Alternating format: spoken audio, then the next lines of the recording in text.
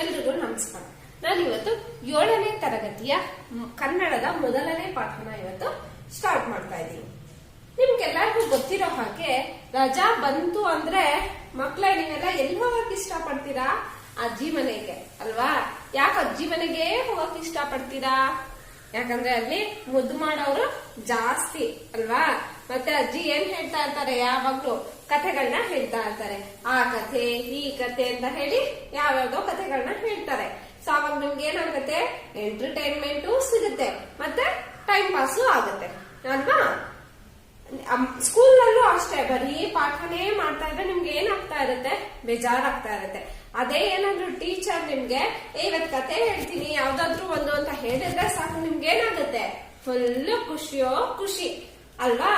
ಹಾಗೆ ಇವತ್ತು ನಿಮ್ಗೆ ಒಂದು ಪಾಠ ಇದೆ, ಪುಟ್ಟಜ್ಜಿ ಪುಟ್ಟಜ್ಜಿ ಕತೆ ಹೇಳು ಅಂತ ಹೇಳಿ ಒಂದು ಪಾಠ ಇದೆ. ಈ ಪಾಠದ ಬಗ್ಗೆ ಇವತ್ತು ನಾವು ತಿಳ್ಕೊಳ್ಳೋಣ. ಯಾವುದು ಪಾಠ? ಪುಟ್ಟಜ್ಜಿ ಪುಟ್ಟಜ್ಜಿ ಕತೆ ಹೇಳು. ಪುಟ್ಟಜ್ಜಿ ಪುಟ್ಟಜ್ಜಿ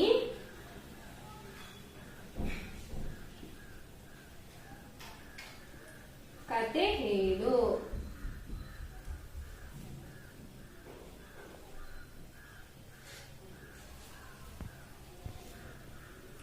ಇವಾಗ ಈ ಪಾಠನ ಸ್ಟಾರ್ಟ್ ಮಾಡೋದಕ್ಕಿಂತ ಮುಂಚೆ ಈ ಪಾಠವನ್ನ ಬರ್ದಿರೋಂತಹ ಕೃತಿಗಾರರ ಬಗ್ಗೆ ನಾವು ಇವಾಗ ತಿಳ್ಕೊಳ್ಳೋಣ. ಈ ಪಾಠವನ್ನು ಬರ್ದಿರುವಂತಹ ಕೃತಿಕಾರರ ಹೆಸರು doctor Norbert D'Souza. Doctor Norbert D'Souza. ಇವಾಗ ಈ ಕೃತಿಕಾರರ ಹುಟ್ಟಿದ ಯಾವಾಗ, ಇವರ ತಂದೆ ತಾಯಿ ಹೆಸರೇನು, ಇವ್ರಿಗೆ ಎಷ್ಟು ಕಾದಂಬರಿಗಳನ್ನ ಬರೆದಿದ್ದಾರೆ ಮತ್ತೆ ಎಷ್ಟು ಪ್ರಶಸ್ತಿಗಳನ್ನ ತಗೊಂಡಿದ್ದಾರೆ ಅನ್ನೋದನ್ನ ಇವಾಗ ನಾವು ತಿಳ್ಕೊಳ್ಳೋಣ.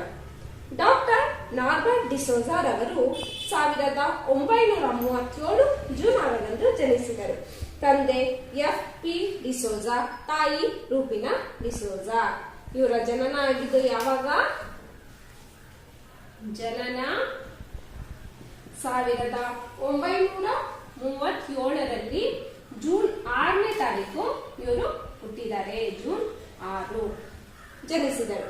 ತಂದೆ ಬಂದು, ಇವರ ತಂದೆ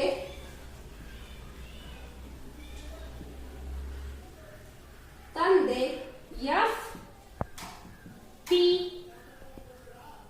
ಡಿಸೋಜಾ ಮತ್ತೆ ತಾಯಿ ರೂಪಿನಾ ಡಿಸೋಜಾ. ರೂಪಿನಾ ಡಿಸೋಜಾ.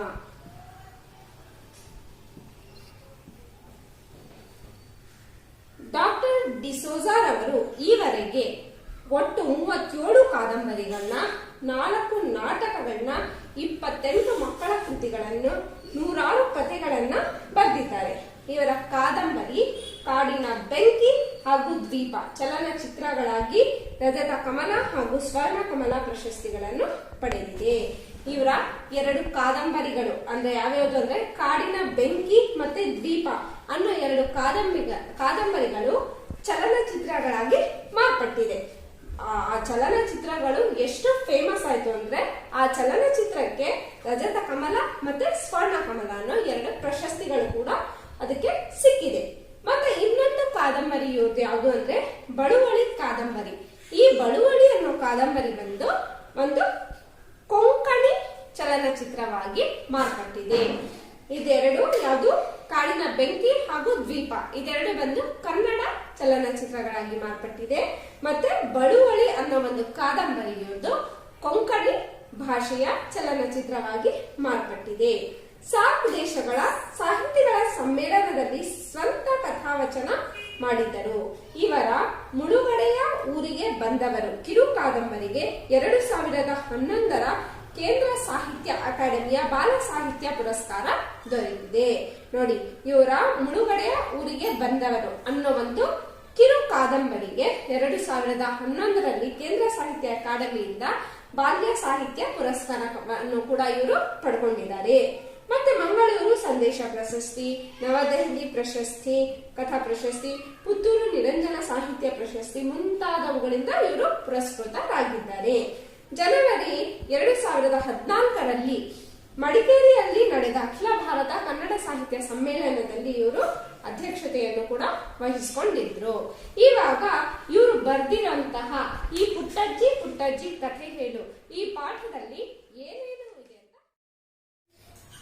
ಈಗ ಈ ಪಾಠದಲ್ಲಿ ಒಂದು ಹುಡುಗ ಬಂದು ಅಜ್ಜಿನ ಹೇಗೆ ಕೇಳ್ಕೊಳ್ತಾ ಇದ್ದಾನೆ, ಹೇಗೆ ನೈಸ್ ಹೊಡಿತಾ ಇದ್ದಾನೆ ಕಥೆ ಹೇಳೋದಿಕ್ಕೆ, ಮತ್ತೆ ಅಜ್ಜಿ ಹೇಳೋ ಕಥೆಯಲ್ಲಿ ಏನೇನಿದೆ ಅಂತ ಇವಾಗ ತಿಳ್ಕೊಳ್ಳೋಣ. ಪಾಠ 1, ಪುಟ್ಟಜ್ಜಿ ಪುಟ್ಟಜ್ಜಿ ಕಥೆ ಹೇಳು. ಪುಟ್ಟಜ್ಜಿ ಪುಟ್ಟಜ್ಜಿ ಕಥೆ ಹೇಳು ಅಂದರೆ ಬಾ ಬೇಗ ಹೇಳ್ತೀನಿ ಒಳ್ಳೆಯದೊಂದು ಕಥೆಯ ಅಂತಾಳೆ ಪುಟ್ಟಜ್ಜಿ. ಕತೆ ಹೇಳೋದ್ರಲ್ಲಿ ನಮ್ಮ ಪುಟ್ಟಜ್ಜಿ ಯಾವಾಗ್ಲೂ ಫಸ್ಟ್.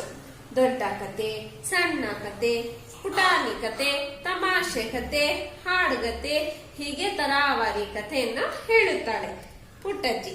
ಮೊನ್ನೆ ನಾನು ಪುಟ್ಟಜ್ಜಿ ಮನೆ ಕಡೆ ಹೋಗಿದ್ದೆ. ಇವಾಗ ಈ ಹುಡುಗ ಏನ್ ಹೇಳ್ತಾ ಇದ್ದಾನೆ ಅಂದ್ರೆ ಆ ಅಜ್ಜಿ ಬಗ್ಗೆ ವಿವರಣೆನ ಕೊಡ್ತಾ ಇದ್ದಾರೆ. ಏನಂದ್ರೆ ಅವ್ರಿಗೆ ಪುಟ್ಟಜ್ಜಿಗೆ ಅಜ್ಜಿಗೆ ಬರೀ ಹೇಳಿದ್ರೆ ಸಾಕಂತೆ. ಪುಟ್ಟಜ್ಜಿ ಪುಟ್ಟಜ್ಜಿ ಒಂದ್ ಕತೆ ಹೇಳು ಪುಟ್ಟಜ್ಜಿ ಅಂತ ಹೇಳಿದ್ರೆ ಆ ಅಜ್ಜಿ ಯಾವಾಗ್ಲೂ ಇಲ್ಲ ಅಂತ ಹೇಳಲ್ವಂತೆ. ಏನ್ ಹೇಳ್ತಾರಂತೆ, ಅಯ್ಯೋ ಬಾ ಮಗ ಹೇಳ್ತೀನಿ, ನಿಮ್ಗೊಂದೊಳ್ಳೆ ಕಥೆನ ಹೇಳ್ತೀನಿ ಅಂತ ಅಜ್ಜಿ ಹೇಳ್ತಾರಂತೆ. ಕಥೆ ಹೇಳೋದ್ರಲ್ಲಿ ನಮ್ಮ ಪುಟ್ಟಜ್ಜಿ ಯಾವಾಗ್ಲೂ ಫಸ್ಟ್. ಅಜ್ಜಿ ಕತೆ ಹೇಳು ಅಂದಿದ ತಕ್ಷಣನೇ ಆ ಅಜ್ಜಿ ಏನ್ ಮಾಡ್ತಾರಂತೆ, ಕಥೆ ಹೇಳೋದ್ರಲ್ಲಿ ಯಾವಾಗ್ಲೂ ಫಸ್ಟ್ ಅಂತೆ. ಯಾವ ತರದ ಕತೆ ಬೇಕಾದ್ರೂ ಅವರು ಹೇಳೋದಕ್ಕೆ ರೆಡಿ ಆಗಿರ್ತಾರಂತೆ. ದೊಡ್ಡ ಕತೆ ಅಂದ್ರೆ ಏನು, ಯಾವ್ದಾದ್ರು ಒಂದು ರಾಮಾಯಣದ ಕತೆ, ಮಹಾಭಾರತ ಕತೆ ಆತರ ಇರುತ್ತೆ ಅಲ್ವಾ, ಅದು ದೊಡ್ಡ ಕತೆ ಅಂತೆ. ಸಣ್ಣ ಕತೆ ಅಂದ್ರೆ ಚಿಕ್ಕದು ಅಂದ್ರೆ ನೀತಿ ಕಥೆಗಳು ಆ ತರದ್ದು. ಪುಟಾಣಿ ಕತೆ ಚಿಕ್ಕ ಚಿಕ್ಕ ಕಥೆಗಳು.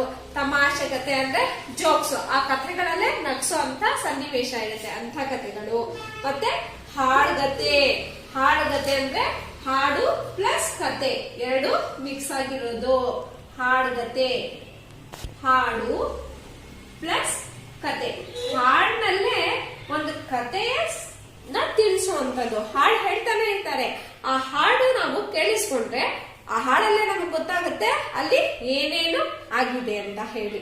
ಅರ್ಥ ಆಯ್ತಾ? ಅದನ್ನ ನಾವು ಹಾಡುಗತೆ ಅಂತ ಹೇಳ್ತೀವಿ.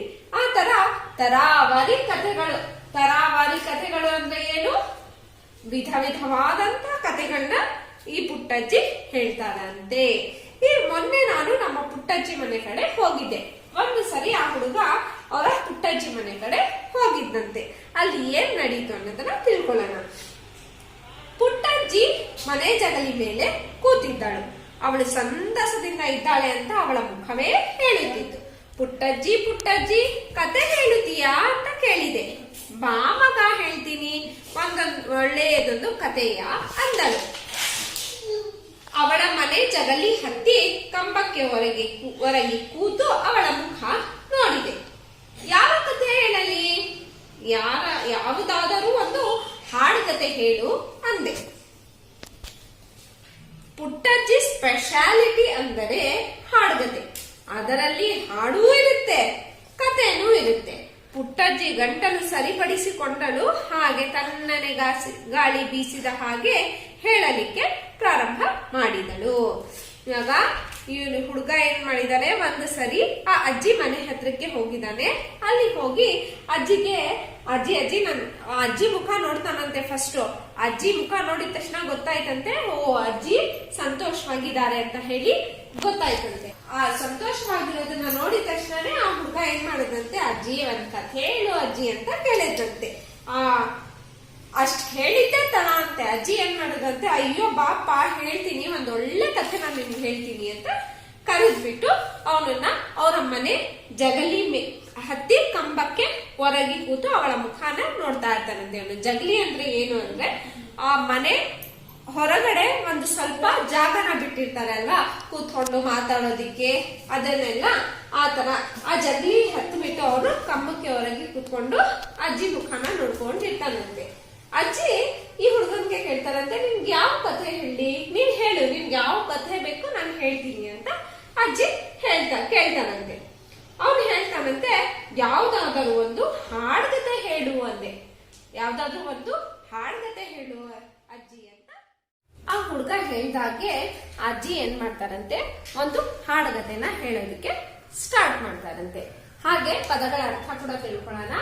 ಹಾಡುಗತೆ, ಹಾಡುಗತೆ ಅಂದ್ರೆ ಹಾಡು ಕೂಡಿರುವ ಕತೆ, ಹಾಡು ಸೇರಿರುವ ಅಥವಾ ಕೂಡಿರುವ ಕತೆ, ಹಾಡು ಸೇರಿರುವ ಕತೆ ಅಂದ್ರೆ ಆ ಹಾಡಲ್ಲೇ ಒಂದು ಕಥೆ ನಿಮ್ಗೆ ಅರ್ಥ ಆಗುತ್ತೆ. ಅಂದ್ರೆ ಹಾಡು ಕೇಳಿದ ತಕ್ಷಣ ನಿಮ್ಗೆ ಅದ್ರಲ್ಲಿ ಏನಿದೆ ಅನ್ನೋ ಒಂದು ಕಥೆನ ಅರ್ಥ ಆಗುತ್ತೆ. ಆ ಹಾಡು ಕಥೆ ಯಾವುದು ಅಂತ ನೋಡೋಣ. ಪುಟ್ಟದೊಂದು ಊರ ಹೊರಗೆ ಒಂದು ಹಳ್ಳ ಹರಿದಿದೆ, ಹಳ್ಳ ಅಲ್ಲಿ ಹರಿದು ಹರಿದು ಊರ ಜನರ ಪೊರೆದಿದೆ, ಹರಿವ ಹಳ್ಳ ಊರಿಗೊಂದು ಸೊಬಗ ತಂದು ಕೊಟ್ಟಿದೆ, ಹಸಿರು ಕಾಡು ಮರಗಳಲ್ಲಿ ಹಕ್ಕಿ ಹಾಡು ಕೇಳಿದೆ. ಅಂದ್ರೆ ಒಂದು ಇವಾಗ ನೀವು ಈ ಹಾಡನ್ನ ಕೇಳಿದ್ರಿ, ಅದ್ರಲ್ಲಿ ನಿಮ್ಗೆ ಏನ್ ಅನ್ನಿಸ್ತಾ ಇದೆ, ಅದನ್ನ ಕೇಳಿದ ತಕ್ಷಣ ನಿಮ್ಗೆ ಅದರಲ್ಲಿರುವಂತಹ ಕತೆ ಸ್ವಲ್ಪ ಆದ್ರೂ ಅರ್ಥ ಆಗ್ತಾ ಇದೆ ಅಲ್ವಾ? ಅದು ಏನು ಅಂತ ನೋಡೋಣ. ಪುಟ್ಟದೊಂದು ಊರ ಹೊರಗಡೆ ಒಂದು ಹಳ್ಳ ಇದೆ ಅಂತೆ. ಒಂದು ಊರ ಹೊರಗಡೆ ಒಂದು ಚಿಕ್ಕ ಹಳ್ಳ ಅಂದ್ರೆ ಎಲ್ಲರಿಗೂ ಗೊತ್ತಲ್ವಾ, ನೀರು ಇರೋಂಥ ಒಂದು ಚಿಕ್ಕ ಹಳ್ಳ. ಆ ಹಳ್ಳ ಅಲ್ಲಿ ಹರಿದು ಹರಿದು ಏನಾಗಿದೆ ಅಂತೆ, ಒಂದು ಚಿಕ್ಕ ದಾರಿ ತರ ಆಗಿದೆ ಅಂತೆ. ಹರಿವ ಹಳ್ಳ ಊರಿಗೊಂದು ಸೊಬಗು ತಂದಿದೆ. ಸೊಬಗು ಅಂದ್ರೆ ಆ ಹಳ್ಳ ಇರೋದ್ರಿಂದನೇ ಅಲ್ಲಿ ಏನಾಗ್ತದೆ ಅಂತೆ, ಒಂದು ಊರಿಗೆ ಸೌಂದರ್ಯ ಅನ್ನೋದು ಇದೆ ಅಂತೆ. ಸೊಬಗು ಅಂದ್ರೆ ಸೌಂದರ್ಯ ಅಲ್ವಾ? ಇವಾಗ ನಾವೆಲ್ಲಾದ್ರೂ ಹೋಗ್ತೀವಿ, ಅಲ್ಲಿ ಏನಾದ್ರೂ ಒಂದು ಸ್ಪೆಷಲ್ ನಮ್ಗೆ ನೋಡಕ್ ಚೆನ್ನಾಗಿದೆ ಅಂದ್ರೆ ನಾವು ತಿರ್ಗಾ ಅಲ್ಲಿ ಹೋಗೋದಕ್ಕೆ ಇಷ್ಟ ಪಡೋದು. ಅದೇ ತರ ಆ ಹಳ್ಳ ಬಂದು ಅಲ್ಲಿ ಹರಿತಾ ಇದೆ ಅಲ್ವಾ ಹಳ್ಳ, ಆ ಹಳ್ಳನೇ ಈ ಊರಿಗೆ ಒಂದು ಸೊಬಗು ತಂದು ಕೊಟ್ಟಿದೆ ಅಂತೆ. ಹಸಿರು ಕಾಡು ಮರಗಳಲ್ಲಿ ಫುಲ್ಲು ಕಾಡು ಹಸಿರಿನಿಂದ ಕೂಡಿದೆ ಅಂತೆ. ಮತ್ತೆ ಅಲ್ಲಿ ಹಕ್ಕಿಗಳ ಚಿಲಿಪಿಲಿ ಹಾಡುಗಳು ಕೇಳಿಸ್ತಾ ಇದೆ ಅಂತೆ. ಇಂಥ ಒಂದು ಸೊಗಸಾದ ಸ್ಥಳದಲ್ಲಿ ಒಂದು ಕಾಲದಲ್ಲಿ ಜನ ಇರಲಿಲ್ಲ. ಹಳ್ಳ ತನ್ನ ಪಾಡಿಗೆ ತಾನು ಹರಿದು ಹೋಗುತ್ತಾ ಇತ್ತು, ಹಕ್ಕಿಗಳು ಹಾಡಿಕೊಂಡಿದ್ದವು. ಒಂದು ದಿನ ಬಹಳ ದೂರದಿಂದ ಒಬ್ಬ ಯುವಕ ಇಲ್ಲಿಗೆ ಬಂದ. ಇಲ್ಲಿ ಇಷ್ಟೊಂದು ಚೆನ್ನಾಗಿದೆಯಲ್ಲ ಅಂತ ಯೋಚನೆ ಮಾಡಿದ. ಒಂದು ಮನೆ ಕಟ್ಟಿದ, ಮನೆ ಮುಂದೆ ತೋಟ ಮಾಡಿದ. ತನಗೆ ಏನು ಬೇಕೋ ಅದನ್ನು ಬೆಳೆಸಿಕೊಂಡು ಅಲ್ಲೇ ಉಳಿದ. ಹಳ್ಳದ ದಡದಲ್ಲಿ ಇವನ ಮನೆ, ಮನೆಯ ಹಿಂದೆಯೇ ಭಾರಿ ಕಾಡು. ಅಲ್ಲಿ ಹುಲಿ, ಚಿರತೆ, ಕಾಡು ಕೋಣ, ಆನೆ ಎಂದೆಲ್ಲ ಕಾಡು ಪ್ರಾಣಿಗಳು. ಈ ಯುವಕನಿಗೆ ಯಾವುದೇ ಭೀತಿ ಇರಲಿಲ್ಲ. ಯಾಕೆ ಅಂದರೆ ಅವನು ಇವುಗಳ ಸುದ್ದಿಗೆ ಹೋಗುತ್ತಿರಲಿಲ್ಲ, ಅವು ಇವನ ಸುದ್ದಿಗೆ ಬರುತ್ತಿರಲಿಲ್ಲ. ಅವರ ಪಾಡಿಗೆ ಅವರೆಲ್ಲ ಸುಖವಾಗಿ ಇದ್ದರು. ಇವನ ಮನೆಯ ಹತ್ತಿರವೇ ಒಂದು ಪ್ರಾಣಿ ಕಿಂಡಿ ಇದ್ದಿತ್ತು. ಅಲ್ಲಿಗೆ ಬಂದು ಪ್ರಾಣಿಗಳೆಲ್ಲ ನೀರು ಕುಡಿದು ಹೋಗುತ್ತಿದ್ದವು. ಒಂದು ದಿನ ಯುವಕ ಮನೆ ಜಗಲಿ ಮೇಲೆ ಕುಳಿತಿದ್ದಾನೆ. ಆಗ ಹೆದರಿ ಗಾಬರಿಯಾದ ಒಂದು ಜಿಂಕೆ ಅಂಗಳಕ್ಕೆ ಧಾವಿಸಿ ಬಂದಿತು. ಆ ಜಿಂಕೆಯ ಕುತ್ತಿಗೆಯಲ್ಲಿ ಒಂದು ಗೆಜ್ಜೆ ಬೇರೆ ಇತ್ತು. ಜಿಂಕೆಯ ಮೈ ನಡುಗುತ್ತಿತ್ತು. ಇಂಥ ಒಂದು ಹಚ್ಚ ಹಸುರಿನಿಂದ ಕೂಡಿದ ಸ್ಥಳದಲ್ಲಿ ಅವಾಗ ಯಾರು ಅಲ್ಲಿ ಇರ್ಲಿಲ್ಲಂತೆ. ಅಲ್ಲಿ ಒಂದು ಹಳ್ಳ ಅದ್ರ ಪಾಳ್ಗೆ ಅದು ಹರ್ಕೊಂಡಿತ್ತಂತೆ. ಹಕ್ಕಿಗಳು ಹಾಡ್ಕೊಂಡು ಆ ಒಂದು ಸ್ಥಳ ಅಷ್ಟು ಚೆನ್ನಾಗಿತ್ತಂತೆ. ಒಂದು ದಿನ ಬಹಳ ದೂರದಿಂದ ಒಬ್ಬ ಯುವಕ ಅಲ್ಲಿ ಬಂದಂತೆ. ಬಂದು ನೋಡ್ತಾನಂತೆ, ವಾ ಇದು ಎಷ್ಟು ಚೆನ್ನಾಗಿದೆ, ಸೊಗಸಾದ ಒಂದು ಸ್ಥಳ ಇದೆ ಅಲ್ವಾ, ಇಲ್ಲಿ ಚೆನ್ನಾಗಿ ಸುಂದರವಾಗಿರುವಂತಹ ಸ್ಥಳ, ಇಲ್ಲೇ ನಾನು ಇರ್ಬಹುದಲ್ಲ, ಇಷ್ಟೊಂದು ಚೆನ್ನಾಗಿದೆ ಅಲ್ವಾ ಈ ವಾತಾವರಣ ಅಂತ ಹೇಳ್ಬಿಟ್ಟು ಏನ್ ಮಾಡ್ತಾನೆ ಅವನು, ಅಲ್ಲೇ ಒಂದು ಮನೆ ಕಟ್ತಾನೆ. ಆ ಮನೆ ಕಟ್ಬಿಟ್ಟು ಆ ಮನೆ ಮುಂದೆ ಒಂದು ತೋಟನ ಮಾಡ್ತಾನೆ. ಅಂದ್ರೆ ಆ ತೋಟದಲ್ಲಿ ಅವನ್ಗೆ ಏನೇನ್ ಬೇಕೋ ಅದನ್ನೆಲ್ಲ ಬೆಳ್ಕೊಂತಾನೆ. ಆ ತೋಟನ ತನಗೆ ಏನು ಬೇಕೋ ಅದನ್ನು ಬೆಳೆಸಿಕೊಂಡು ಅವನು ಅಲ್ಲೇ ಉಳಿದು ಬಿಡ್ತಾನೆ. ಮತ್ತೆ ಹಳ್ಳದ ದಡದಲ್ಲಿ ಇವನ ಮನೆಯ ಮುಂದೆನೆ ಒಂದು ಭಾರಿ ಕಾಡಿರುತ್ತೆ. ಕಾಡು ಅಂದ್ಮೇಲೆ ಎಲ್ಲರಿಗೂ ಗೊತ್ತಲ್ವಾ, ಆ ಕಾಡು ಅಂದ್ಮೇಲೆ ಅದರಲ್ಲಿ ಕಾಡು ಪ್ರಾಣಿಗಳು ಇದ್ದೇ ಇರುತ್ತೆ. ಅದರಲ್ಲಿ ಯಾವ್ಯಾವ ಕಾಡು ಪ್ರಾಣಿಗಳಿತ್ತು, ಹುಲಿ, ಚಿರತೆ, ಕಾಡು ಕೋಣ, ಆನೆ, ಇದೆಲ್ಲ ಪ್ರಾಣಿಗಳು ಅಲ್ಲಿ ಇದ್ವಂತೆ. ಆದ್ರೆ ಆ ಯುವಕನಿಗೆ ಆ ಪ್ರಾಣಿಗಳಿಂದ ಯಾವುದೇ ಭೀತಿ ಇರ್ಲಿಲ್ಲ. ಭೀತಿ ಅಂದ್ರೆ ಏನು? ಭಯ. ಆ ಪ್ರಾಣಿಗಳಿಂದ ಯಾವುದೇ ಭಯ ಕೂಡ ಇರ್ಲಿಲ್ಲ. ಯಾಕಂದ್ರೆ ಆ ಪ್ರಾಣಿಗಳ ತಂಟೆಗೆ ಇವನ್ ಹೋಗ್ತಾ ಇರಲಿಲ್ಲ, ಇವನ್ ಪಾಡಿಗಿರ್ತಾ ಇದ್ದ. ಸೊ ನಾವೇನಾದ್ರೂ ಮಾಡಿದ್ರೇನೆ ಆ ಪ್ರಾಣಿಗಳು ನಮಗ್ ಹಾನಿ ಮಾಡೋದು, ಅಂದ್ರೆ ಏನಾದ್ರೂ ಮಾಡುತ್ತೆ. ಆದ್ರೆ ನಮ್ ಪಾಡಿಗೆ ನಾವಿದ್ರೆ ಆ ಪ್ರಾಣಿಗಳು ಏನು ಮಾಡೋದಿಲ್ಲ. ಸೊ ಹಾಗೆ ಇವನ್ ಪಾಡಿಗೆ ಇವನಿದ್ದ, ಆ ಪ್ರಾಣಿಗಳ ಪಾಡಿಗೆ ಆ ಪ್ರಾಣಿಗಳಿದ್ರು. ಸೊ ಅದ್ಯಾವುದು ಇವನ್ಗೆ ತೊಂದರೆ ಕೊಡ್ತಾ ಇರ್ಲಿಲ್ಲ, ಸುದ್ದಿಗೆ ಹೋಗುತ್ತಿರ್ಲಿಲ್ಲ, ಅವು ಇವನ ಸುದ್ದಿಗೆ ಬರುತ್ತಿರ್ಲಿಲ್ಲ. ಅವರ ಪಾಡಿಗೆ ಅವರೆಲ್ಲ ಸುಖವಾಗಿ ಇರ್ತಾರೆ, ಮತ್ತೆ ಯಾರಿಗೂ ಯಾರು ಡಿಸ್ಟರ್ಬೆನ್ಸ್ ಇಲ್ಲ. ಸೊ ಅವರೆಲ್ಲ ಸುಖವಾಗಿ ಅವ್ರ ಜೀವನ ಅವರು ಮಾಡ್ಕೊಂಡು ಹೋಗ್ತಾ ಇರ್ತಾರಂತೆ. ಇವನ ಮನೆಯ ಹತ್ತಿರವೇ ಒಂದು ಪ್ರಾಣಿ ಗಿಂಡಿ ಇತ್ತು. ಪ್ರಾಣಿ ಗಿಂಡಿ ಅಂದ್ರೆ ಏನು? ಆ ಪ್ರಾಣಿಗಳೆಲ್ಲ ನೀರು ಕುಡಿಯೋದಕ್ಕೋಸ್ಕರ ಬರ್ತಾ ಇದ್ದಂತಹ ಒಂದು ಸಣ್ಣ ದಾರಿ, ಪ್ರಾಣಿ ಗಿಂಡಿ. ಪ್ರಾಣಿ ಗಿಂಡಿ ಅಂದ್ರೆ ಕಾಡಿನಲ್ಲಿರುವ ಪ್ರಾಣಿಗಳು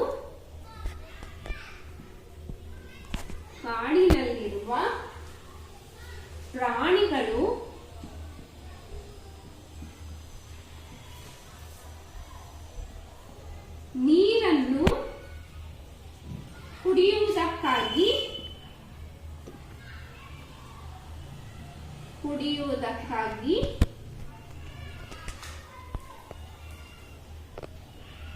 ಹೋಗಲು ಮಾಡಿಕೊಂಡ ಕಿಂಡಿ. ಒಂದು ಚಿಕ್ಕ ದಾರಿ ತರ ಮಾಡ್ಕೊಂಡಿದ್ರು, ಅದು ಹೋಗಲು ಮಾಡಿಕೊಂಡ ಕಿಂಡಿ.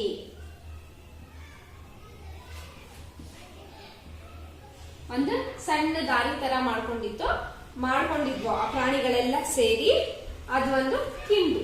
ಆ ಕಿಂಡಿನ ಏನಂತ ಇದ್ರು? ಪ್ರಾಣಿ ಕಿಂಡಿ ಅಂತ. ಅಂದ್ರೆ ಈ ಯುವಕನ ಮನೆ ಹತ್ರನೇ ಆ ಒಂದು ಕಿಂಡಿ ಕೂಡ ಇತ್ತು. ಒಂದು ದಿನ ಯುವಕ ಮನೆ ಜಗಲಿ ಮೇಲೆ ಕುತ್ಕೊಂಡಿರ್ತಾನೆ, ಅಂದ್ರೆ ಮನೆಯ ಹೊರಗಡೆ ಅವನು ಕುತ್ಕೊಂಡಿರ್ತಾನೆ. ಅಷ್ಟರಲ್ಲೇ ಒಂದು ಜಿಂಕೆ ಬಂದು ಓಡೋಡ್ತಾ ಆ ಮನೆ ಜಗಲಿ ಮೇಲೆ ಬರುತ್ತೆ, ಮನೆ ಜಗಲಿ ಹತ್ರಕ್ಕೆ ಬರುತ್ತೆ. ಆಗ ಹೆದರಿ ಗಾಬರಿಯಾದ ಜಿಂಕೆ ಅಂಗಳಕ್ಕೆ ಧಾವಿಸಿ ಬಂದಿತ್ತು. ಆ ಜಿಂಕೆಯ ಕುತ್ತಿಗೆಯಲ್ಲಿ ಒಂದು ಗೆಜ್ಜೆ ಬೇರೆ ಇತ್ತು. ನೋಡಿ, ಆ ಜಿಂಕೆ ಒಂದು ಕತ್ತಲ್ಲಿ, ಆ ಜಿಂಕೆ ಕತ್ತಲ್ಲಿ ಒಂದು ಗೆಜ್ಜೆ ಕೂಡ ಕಟ್ಟಿದ್ರಂತೆ. ಕಾಡು ಪ್ರಾಣಿಗಳು ಅಂದ್ರೆ ಕಾಡಲ್ಲಿರೋ ಪ್ರಾಣಿಗಳಿಗೆ ಯಾವುದೇ ಆತರ ಇದನ್ನ ಹಾಕಿರಲ್ಲ. ಅಂದ್ರೆ ಯಾರು ಸಾಕಿರ್ತಾರೋ ಆ ಸಾಕಿರೋ ಪ್ರಾಣಿಗಳು ನಮ್ದು ಅಂತ ಗೊತ್ತಾಗ್ಲಿ ಅಂತ ಗುರ್ತಿಸ್ಕೊಳ್ಳೋದಕ್ಕೋಸ್ಕರ ಏನಾದ್ರೂ ಒಂದು ಕತ್ತಲ್ಲಿ ಗೆಜ್ಜೆ ಆಗಿರ್ಬೋದು ಅಥವಾ ಕಾಲಲ್ಲಿ ಗೆಜ್ಜೆ ಆಗಿರ್ಬೋದು ಆತರ ಕಟ್ಟಿರ್ತಾರೆ. ಅದರಿಂದ ಗೊತ್ತಾಗ್ತಾ ಇತ್ತು, ಆ ಗೆಜ್ಜೆ ಇರೋದ್ರಿಂದ ಗೊತ್ತಾಗ್ತಾ ಇತ್ತು ಅದು ಯಾರೋ ಸಾಕಿರೋ ಅಂತ ಒಂದು ಜಿಂಕೆ ಅಂತ ಹೇಳಿ ಗೊತ್ತಾಗ್ತಾ ಇತ್ತು. ಅದು ಬಂದು ಮನೆ ಅಂಗಳದ ಹತ್ರ ಬಂದು ಓಡಿ ಆ ಯುವಕನ ಹತ್ರ ಹೋಗ್ಬಿಡತ್ತೆ. ಆ ಯುವಕನಿಗೆ ಗೊತ್ತಾಗ್ಬಿಡತ್ತೆ ಇದು ಯಾರೋ ಸಾಕಿರೋಂತಹ ಜಿಂಕೆ ಅಂತ ಹೇಳಿ. ಆ ಜಿಂಕೆ ಫುಲ್ಲು ಭಯದಿಂದ ನಡುಗ್ತಾ ಇರುತ್ತೆ. ಇವಾಗ ನಾವು ಆ ಜಿಂಕೆ ಎಲ್ಲಿಂದ ಬಂತು, ಆ ಜಿಂಕೆ ಏನಾಯ್ತು ಅನ್ನೋದನ್ನ ನಾವು ಮುಂದಿನ ಭಾಗದಲ್ಲಿ ನಾವು ತಿಳ್ಕೊಳ್ಳೋಣ.